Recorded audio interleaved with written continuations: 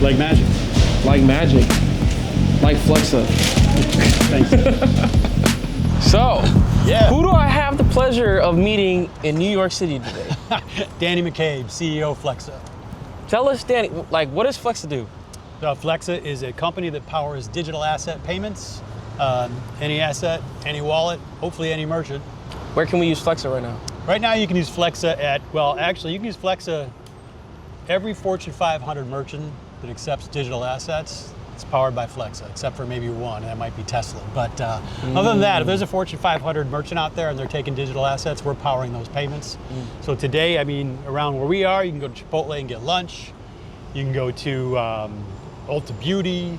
You can go to GameStop. Obviously, you can go to Sheetz up and down the Northeast. So there's a number of locations for them and merchants, you know, a lot of them that we've been talking to for years, still in development, that we're really excited about. So, you're a lawyer by trade. I am a lawyer by trade, that is right. You're the CEO of a payments company. You're a co-founder of a payments company. Yeah. Why did you decide to start a payments company with a legal background? That is a great question. I'll tell you, this is my fourth startup. So lawyer by trade, yes, but always interested in building something that can help change the world if you're really trying to be lofty. And that's hard to find. It's hard to find a project that can actually do that. So I had 3 startups, back to the practice of law, and I'm doing that thinking that's where I'm going to be probably forever. I didn't want to do another startup in my, let's just say, mid-40s. And then the Flexa opportunity came around because I was a personal lawyer for some of these gentlemen, some of my co-founders. Oh. Yeah, so there you go. So I meet the team that way pre-Flexa. And when they're forming Flexa, one of the things they realize right away is if we're going to do this, we got to build a compliance and a legal foundation that can hold this company up for a century, for centuries, not just for the next 1, 2, 3, 4 years. And in crypto specifically, especially in 2018, you're talking about some unknown risk, some unknown coming regulation, some unknown generally speaking. So the task at hand for my co-founders was, let's find somebody we trust to lead the legal compliance build, because we need to do that first. Now, by the way, I thought that was maybe one of the coolest things I'd heard and made me want to join the team, whether it was me or not. The fact that they wanted a lawyer to be a co-founder at that time showed me that they were serious about this being a project that lasted for, you know, decades, centuries. They were early to the compliance game. Yeah. And also, by the way, why would I join at that point? Somebody said, you know, we're going to build a payment product to replace what's happening with traditional rails. So you learn about credit and debit rails, and you start to look at what the damage done there has been. And I'm talking about the damage to merchants specifically. Flex is a merchant-centric business. And you start to learn cost of payments is ridiculous, something like 700 billion annually, the social cost of payments. And you can change that, and we have changed that. And that's tremendously important. So at that time, you start to research some of the things we can change in the world, and two things come together. Some serious co-founders who want to build something that lasts for a long time, and you can actually change this huge part of the world, which is commerce for everybody. You know, in crypto years, you guys have already been around a long time, it seems like, right? Yeah. Like, what did you think about just coming into the industry from your background? Because even 2018, it was a different time. You had the ICO era. A lot of people now may have never even heard of it. They definitely didn't get to experience it. So like, what was that like, that you made the jump to something that seemed so much like the Wild West? Yeah, no, it was very Wild West, especially on the legal side. But I can tell you what it was is, you know, doing our best to forecast the future, doing our best to predict where things were going to go. One of the things we knew in 2018 was there would be regulation, by way of example. I would have told you in 2018 we'll have it within 5 years. So I'm surprised it took so long. But we knew it was going to come. And we knew once it did come, some of that Wild West that we're talking about would tame, because there'd be a rule book by which innovators could build. And we knew that day would come. So what we tried to do was build it the right way from the beginning, interpreting existing laws, existing regulations, predicting where they're going to go in a responsible way, knowing that it was going to happen. I knew this country wasn't going to let this opportunity slip. Like, we all knew that. I knew the city wouldn't let the opportunity slip. New York, you know, financial headquarters of the world. It's not going to back away. And it's a traditionally hard state, New York, to build a crypto business. Everybody knows this. And we're here for the long haul. We're doing it the right way. Just like we chased enterprise merchants first And just like we chase payments in store first because it's the most challenging, that's the same reason we're in New York. That's the same reason we didn't go to, Switzerland or some other foreign country in 2018-19 when it seemed attractive at the time. We want those hard challenges for the same reason that we formed the company to begin with. We want this to be a company that lasts centuries. I think you have a unique experience that you guys were trying to build compliance before you were becoming a massive company, right? Yeah. That doesn't really happen in crypto. So you guys saw the lens of when the government was coming after crypto, right? Yeah. What was that like? Yeah. I think my honest answer is it was scary, but we were prepared for it. So it's always scary, right? So you build a company, you invest a lot of money and a lot of time and a lot of effort, a lot of passion into building a company, and then you see, a government that should be supporting that innovation and dedication, especially a company that's built on compliance and a solid legal foundation. You see that country and certain enforcement agencies attack not just yourself, but others in the sector, and it does give you fear, right? Fear to build, some fear, but you use that, you channel it in the right way, and you do better, and you work harder. You get a bit more aggressive, which we did.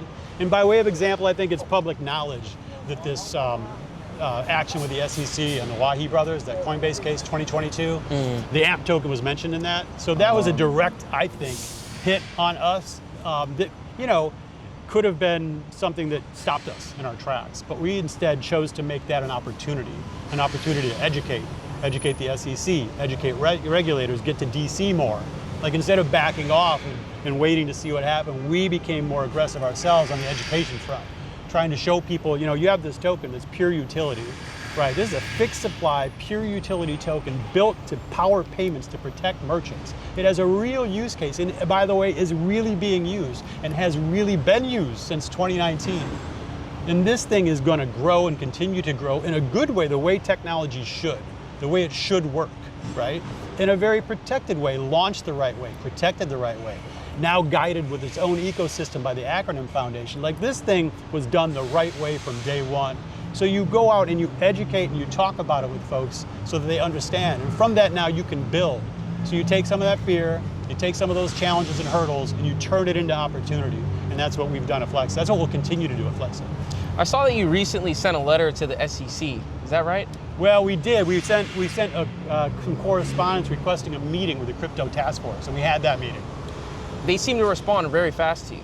They did, yeah. I think, generally speaking, I don't want to overplay this. They're taking meetings from the sector generally because they want to learn as much as they can. So it wasn't Flexa specific. Okay. But I will say it was important for Flexa to get there, to actually go to DC and meet with the SEC for some of the reasons I just explained to you. Like they're well aware that their complaint, the Wahi case, involved the AMP token. They're also well aware there's never been a case brought against Flexa and there's never been a case brought against AMP. Right. Like none of that has ever happened. So they understood, especially since we talked to them after that complaint was filed, who we are and what we built and why we built it. So they got that. But the chance to go there now and say, let's forget about that history. We're here now to build. We're here now to grow. We want to help merchants.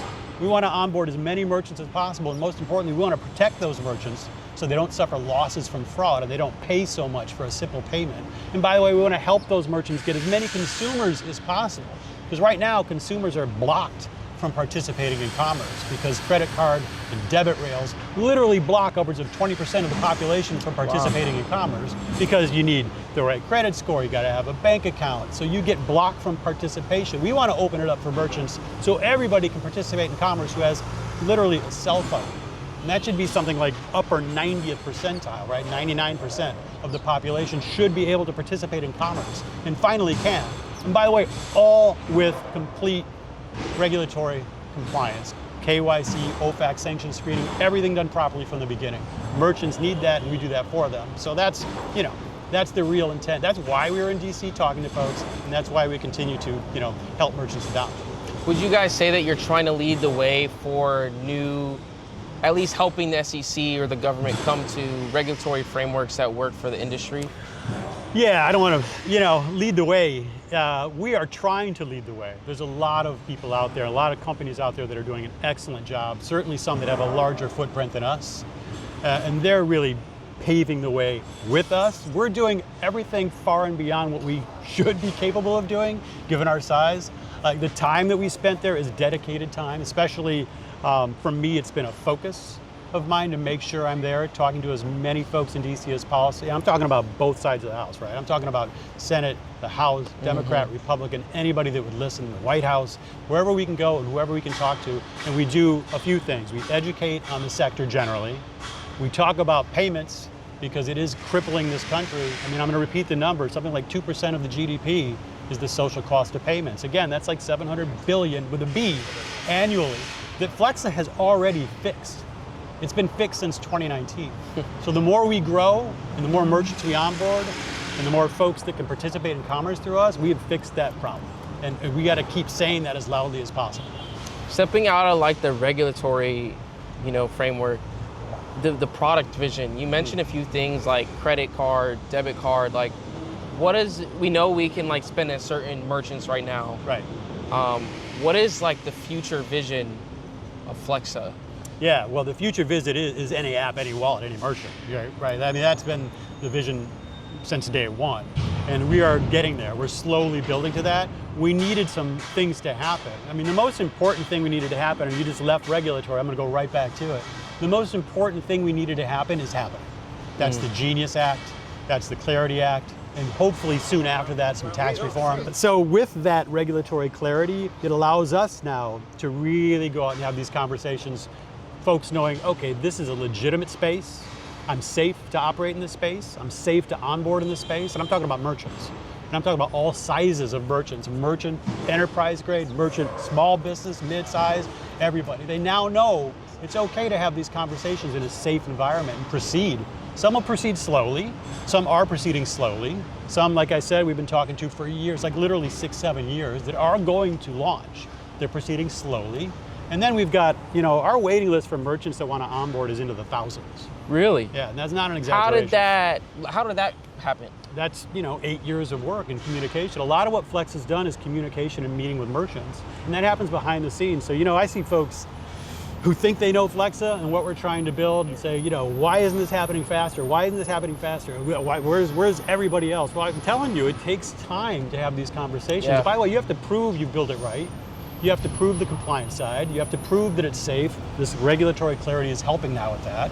And then you can get into and start talking about the products. And then you can show them how it actually works. And when they see what we've built, which clearly I think is above and beyond what anybody else has, as far as the experience, the payment experience, then you get to the final launch time. Then you finally get to it. But that all takes time. And I'm happy to say, that time is now coming. There's going to be some significant enterprise merchants that we're launching, some mid-size, a lot of small businesses. Like I said, this is thousands plus. Any alpha? Any ones we should look forward to? I think them. I think people know these merchants. Okay. Yeah, I mean, it wouldn't be surprised if folks sat down and made a list of their top 10 merchants. They think it might be, it's them.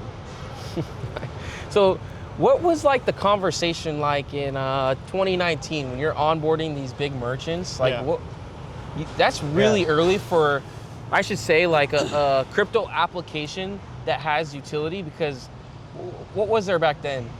DeFi wasn't even really a thing. No, it wasn't. So what you had back then were some merchants that wanted to be ahead of the curve. And this is important because it should be known that literally every merchant, and I want to say bank right now too, they all know the change has already happened. They all know debit credit rails are done. They know they have an expiration date. Some of them predict that expiration date. Some might say it's 10 years. Some might say it's 5 years. Some might say it's 25 years. But they all have their own expiration date. Now, what does that mean? They're all building now for this digital future. They're all building now to be on chain. They all are. Every one of them. There's not one that isn't. I can tell you that, honestly. So what this means is in 2019, yeah, exactly. Mr. Jamie? Exactly. But what it means in 2019, you have these conversations. Now, some merchants were ready to go then. They want to talk to you.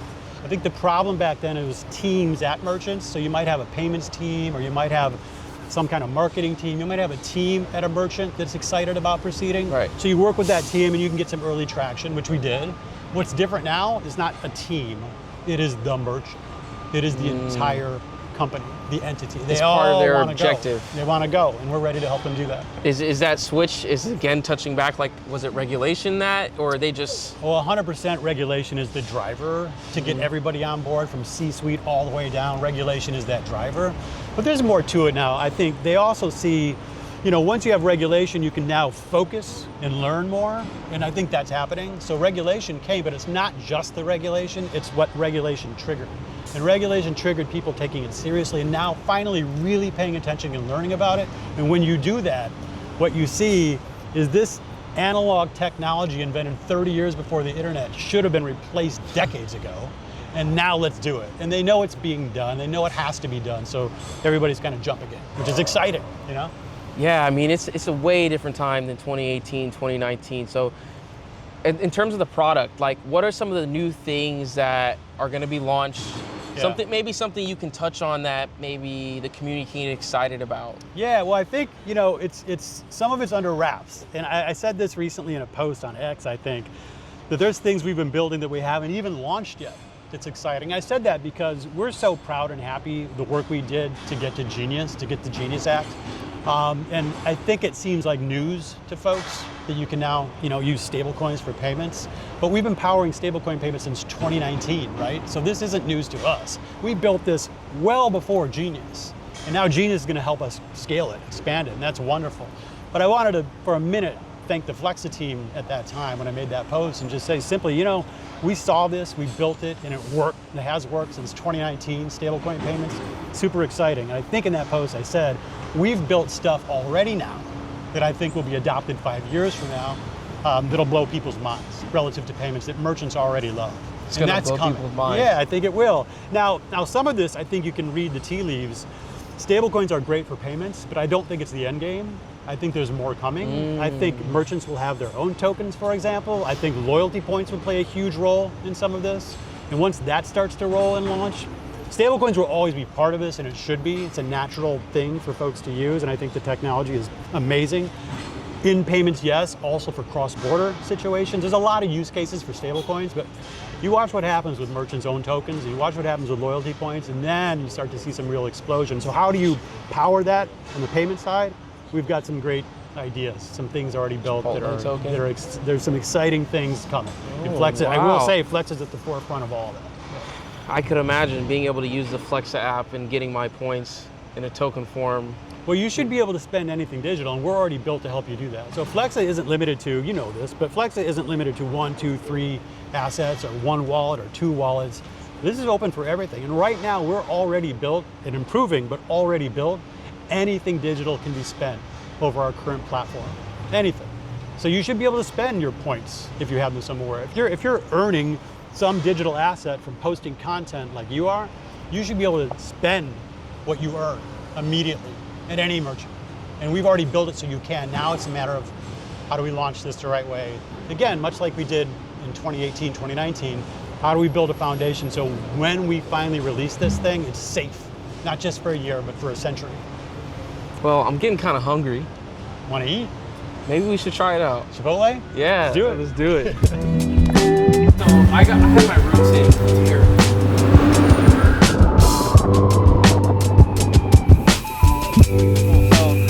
So there's some big news today in the last couple of weeks I wanted to ask you about, especially with your legal background. Oh boy, that's always a fun intro. Yeah.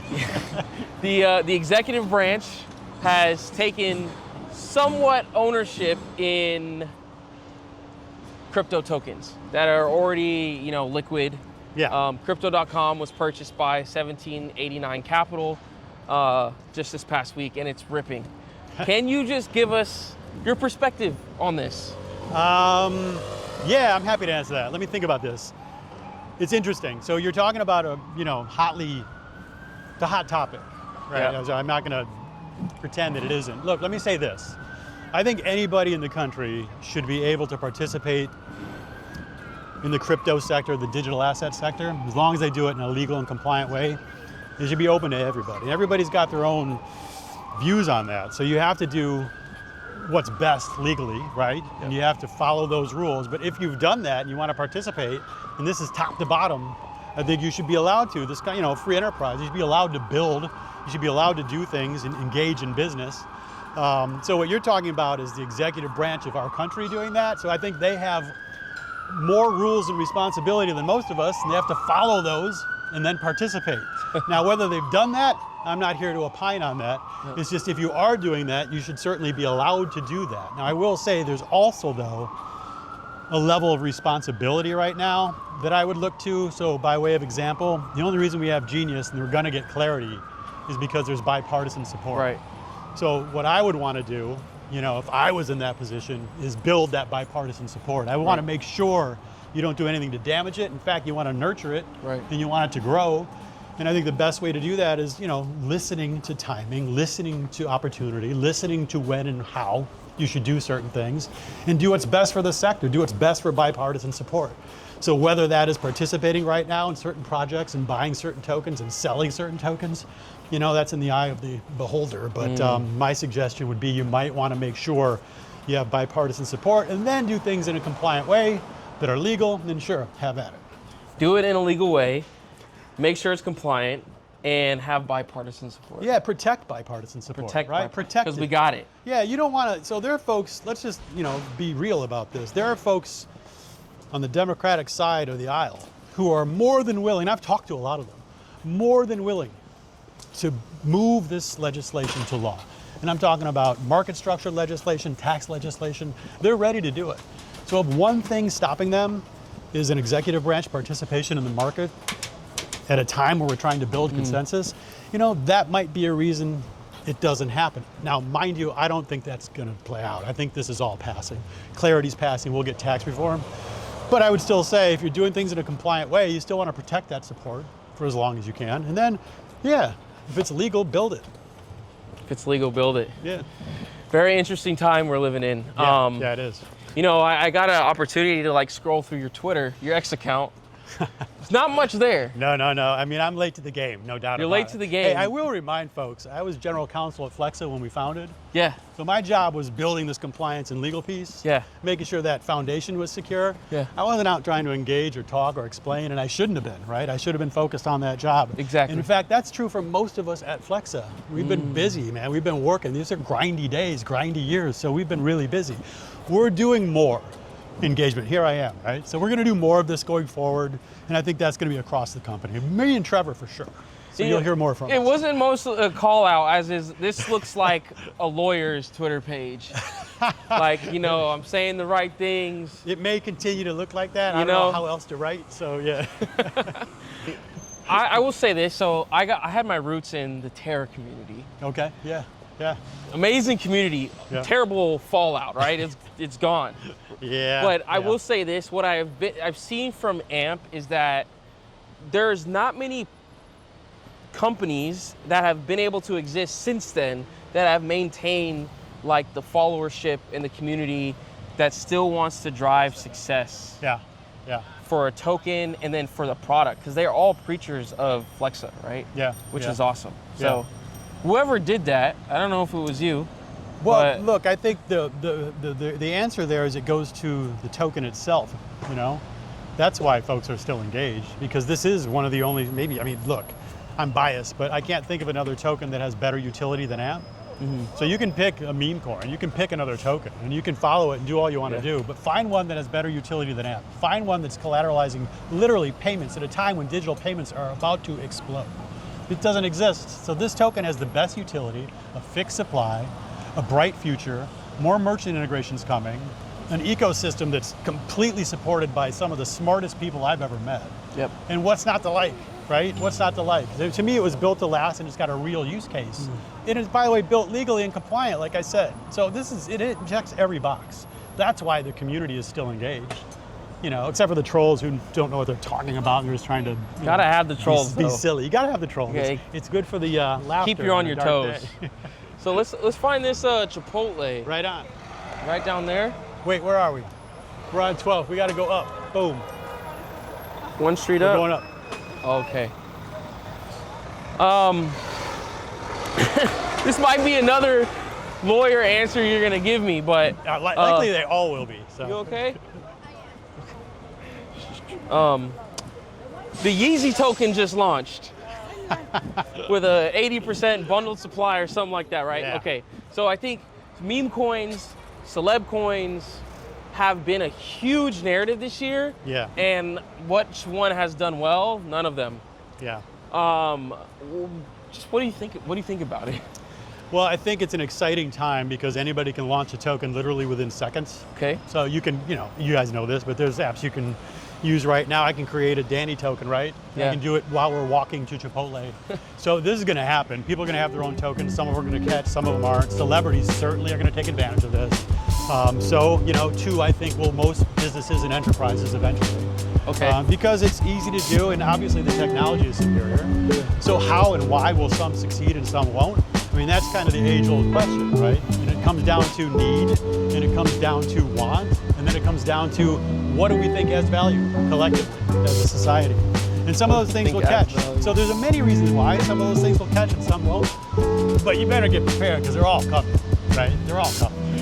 Need a Chipotle token. Here we go. I'll tell you, if Chipotle launches a token, I'm buying it.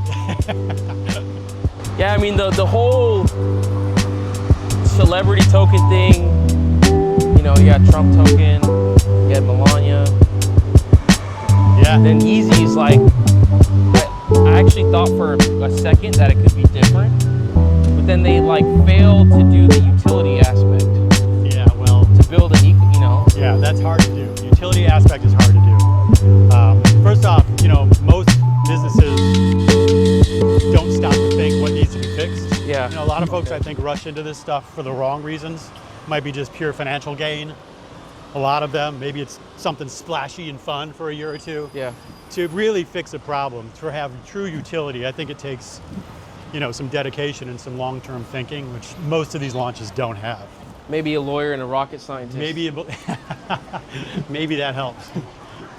Welcome. Thank you. All right, well, I think today we're going to use let's go base pay app. We're going to use the Chipotle mini app in this. Search it. There we go. Oh, there. So now we're going to use the Chipotle mini app, and we're ready to pay. I'll get you guys lunch, so let's throw in 50.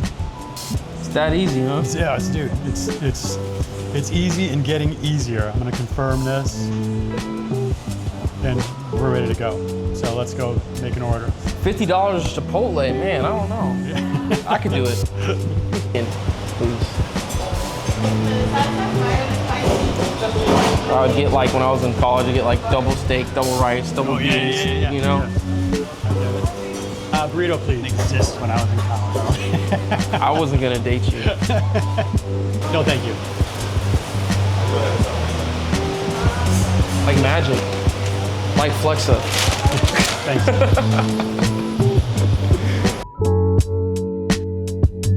So this is New York, your stomping grounds. It has been for a while, but you told me a story that you used to commute here in the early days. It's true. Of Flexa, every week. How did you manage that?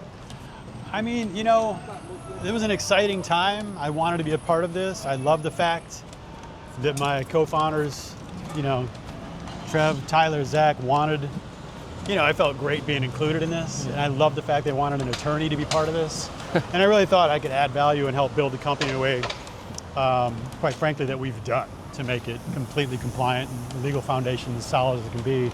So the excitement of all that and the opportunity of what we were building, it was easy, right? It was easy. So so for 2.5 years, I would wake up early on Monday. 2.5 years, yeah. Wake up early on a Monday, fly to New York, be in this great city, get to work here, build this great company.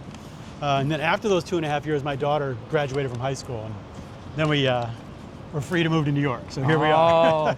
So family man, I respect that. Yeah. I mean, you got the 20-year-old kids complaining about where they're living, but yet here you were commuting to another state every week. I mean, now listen, having to commute to New York City, not bad. That's kind of cool, right? I mean, right.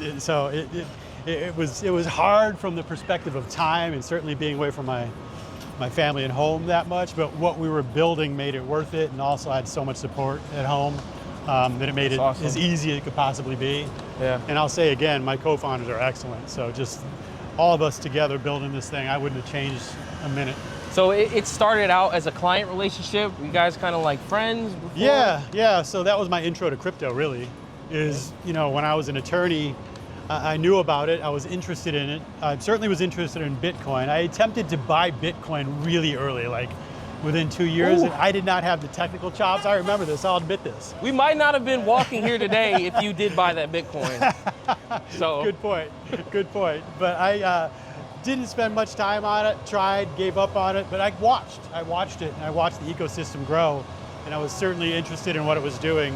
So by the time I meet my co-founders, I'm intrigued, right? I'm super intrigued. And a lot of my legal background was in business litigation, commercial litigation, and my real focus there had a lot to do with technology companies, science-based companies, et cetera. So when I met these guys and what they were trying to do and learn more about the industry and the sector, I was, you know, intrigued to say the least. I looked at this as, you know, maybe the greatest technology since electricity at the time. I still feel this way. I think the change coming through this technology is as big as it will be in any of our lifetimes. What's about to happen, what's changing in front of our eyes. So be part of that from the beginning is a once in a lifetime opportunity. you haven't caught the AI bug? You know, I'm super interested in it. I don't know that that's a company I'm going to build. I'm here at Flexa for the long haul. I think what we're doing at Flexa is the most important thing for folks participating in commerce, again, which is, I think, the most basic need for humans, the ability to participate in commerce. And the only way we can foster folks doing that more is if we help merchants. This might be a little bit of a side note, but your daughter must be in her mid-20s by now? Good guess, yeah. What did she say to her friends when, you know, you're like, oh, you know, where's your dad this week? Oh, he's working on a crypto startup. Yeah. Like, what did they say? Well, look, I've got 2 sons and a daughter, and I think all of them probably had the same challenge, which is 2018, your lawyer dad quit and jumped into crypto. I'm sure they all had to, you know, do some explaining at the time. And also, you know, unfairly, but obviously this happened, I think folks in the beginning, and some still today, remarkably, thought of crypto as nothing but money launderers and terrorist financing, which couldn't be, you know, less true.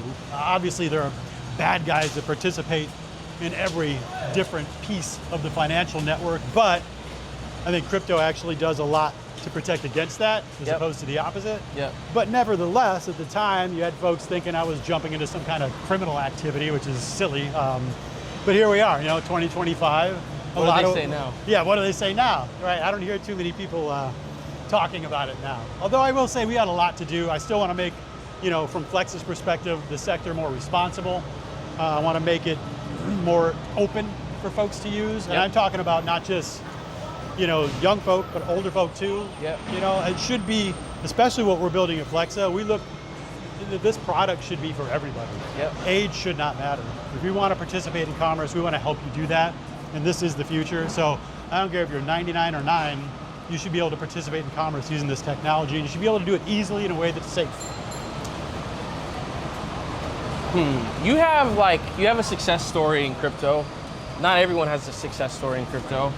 Why do you think that like people should be in the industry? Not just for the financial gains, but why do you think that like this is a good industry for people to find a job in, build a product, try to build a startup in, you know? Yeah. I think the primary reason folks should want to build in this industry is because, you know, much the way I felt in 2018, this is a once in a lifetime chance to participate in an industry that is changing the world. And I don't think anybody alive today is likely going to get that opportunity anywhere else. So literally change the world. And for us, what that means is, again, how do you help merchants thrive in this next era of commerce? How do you really help merchants so they can protect consumers? Well, you take this technology and you get the best team you can get, you build the best products you can build, and you make them as safe and compliant as possible so that long-term growth is achievable. And suddenly now, you've taken commerce, which has been around since the existence of humans, and you've made a whole new day for everybody. And more people can participate. It's so exciting. And so I would say for anybody looking to get into the space, well, find your passion, find the thing you want to solve with the technology, and then do everything you can to protect that idea and nurture it so that you can change the world. Like literally you can with this technology. And I think that's exciting. It doesn't come around a lot. That's why I say it's kind of once in a lifetime. Now, I guess on the flip side of that, what's the most DGEN thing that you've ever done in crypto, or that's ever been done to you, right? Some of these things we can't control. Yeah.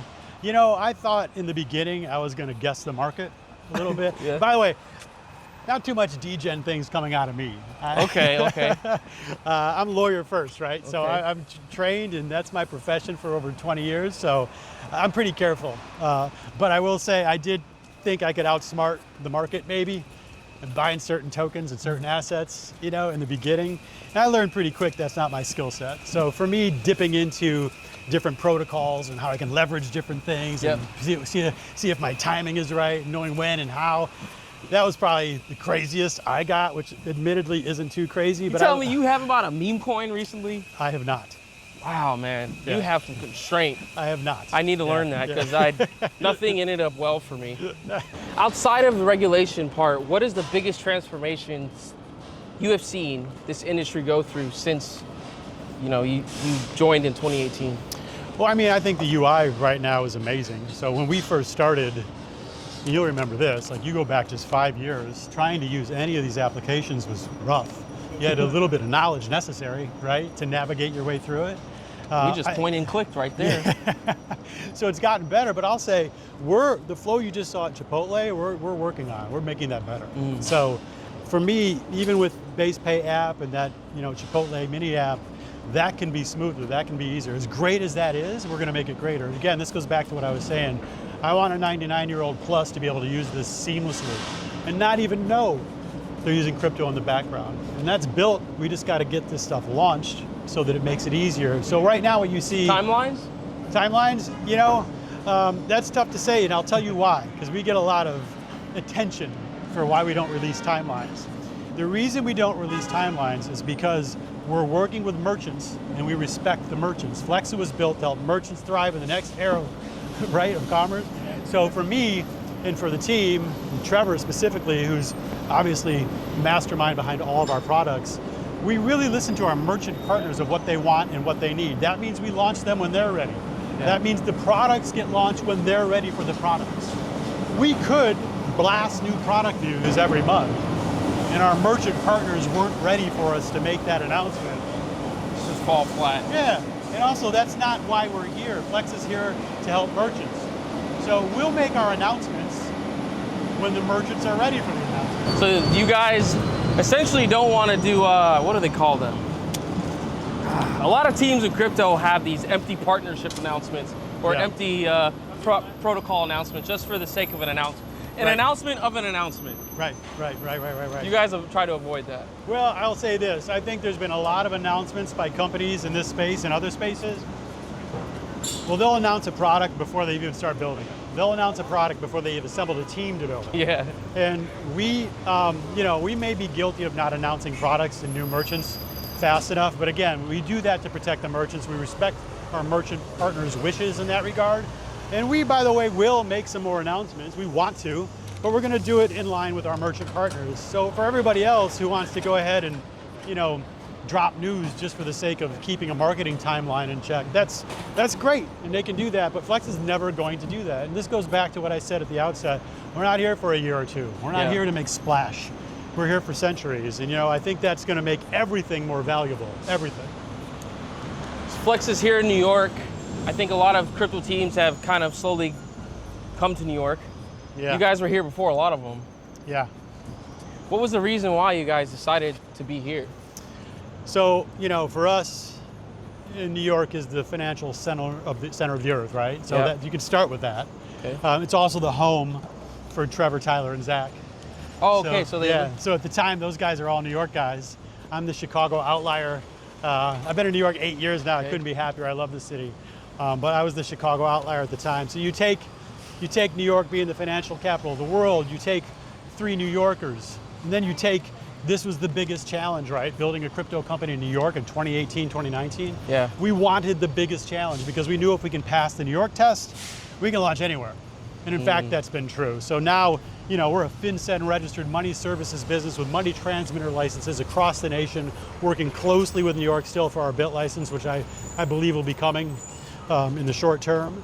That's been, 3 years in the making and something we're definitely focused on still.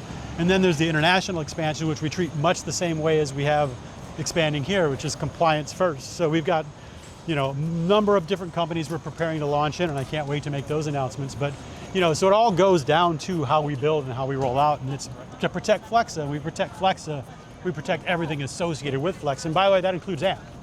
So the more we do to protect Flexa, the more I do to protect AMP. What other countries are you guys going to be launching in? You said international. I mean, you can pick a region of Earth. We want to be everywhere. So it should be any merchant, anywhere, too. Okay. So we say any app, any wallet, any merchant, you might as well add anywhere. Because, we're definitely going global. There's no doubt. So when am I gonna? Are there Chipotle's international yet? I don't think so. I don't know, but there's Baskin Robbins everywhere. There's lots of merchants that we're talking to that are excited. So we can't say it yet. No, not yet. Not Okay. yet. I wish I could. What do you love about New York the most? I love the vibrancy the most. I think that building in New York is just, there's a lot of folks also building in New York. Yeah. So there's kind of a community to the build, so to speak. I don't know. When we started Flexa, Trevor gave me a book by E.B. White.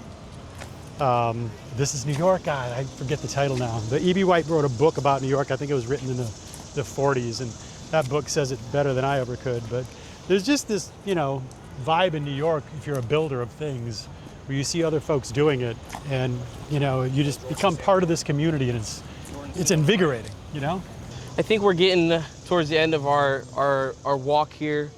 We wanted to show people like what it's like to be in New York, because there's a lot of people in crypto who are from all different walks of earth and different cities, different countries. We're in LA, you can't walk anywhere, so it's nice to be able to walk a little bit. Yeah, man. You can walk, you just got to go hiking. Take Tyler, he'll go with you. That might be next. Do you think there's something from when you were younger that interested you in the crypto space?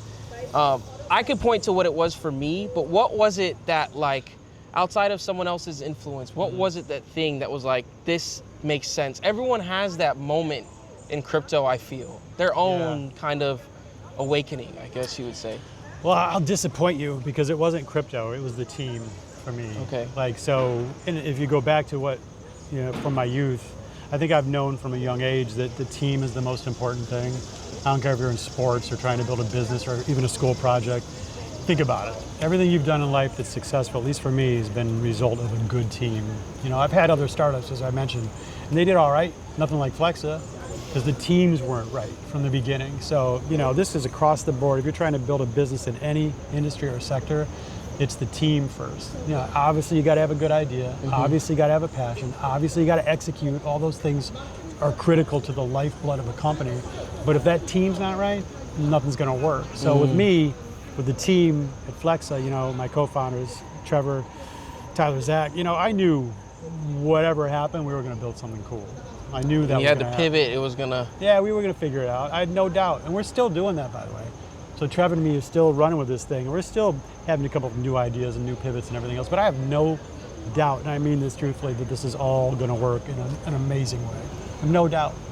It could be Flexa soon, it could be Flexa later, but what we're doing is going to work, because we're going to make it work. It's happening, and it will happen. And there'll be other competitors too that'll work as well in this sector. And by the way, I love it.